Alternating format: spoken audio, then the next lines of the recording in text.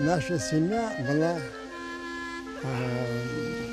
унижена государством. Мой папа имел здесь магазин, он был Непманом. Но Непмана тогда не должны были трогать, а его все-таки тогда...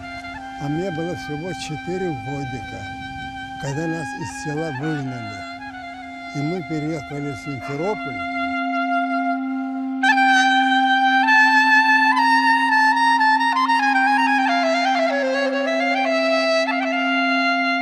Моим родственникам сказали, что меня немцы расстреляли.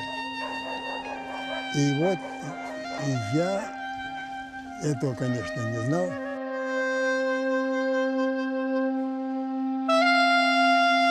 Не знал, где родители. А мамы уже давно не было, в 1936 году она умерла. И я зашел, значит, пришел с заднего двора, зашел к бабушке.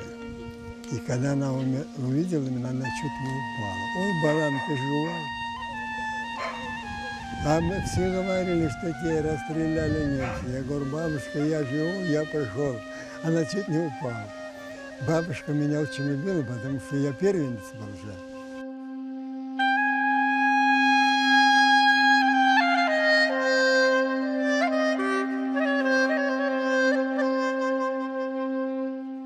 От брата письмо получил.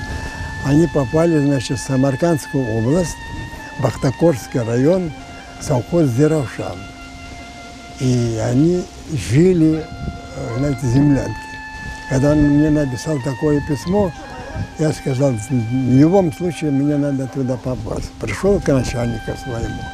Я говорю, мне дайте отпуск хотя бы, чтобы я проехал, проведал родителей. Мне дали отпуск. Я говорю, как так? Я говорю, я же служу, я должен вернуться. Он говорит, ничего, говорит. Он мне говорит, меня дезертиром посчитают. Он говорит, ничего. У нас, говорит, полковники, вот так вот, ваши полковники, они становятся, говорит, депортированными. И вы, это есть, говорит, постановление Совета министров этого СССР. Все крымские татары должны быть.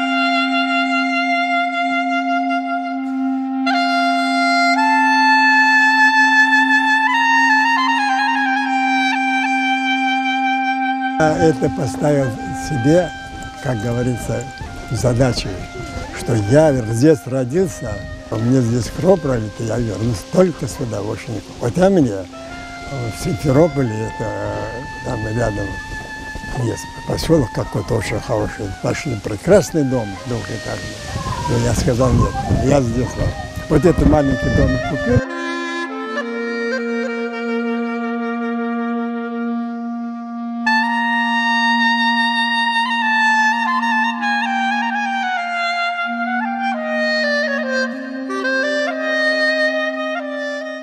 Пусть нам лет и многовато, но мы молоды душой всегда. Пусть нас не старит забота, пусть нас радует года.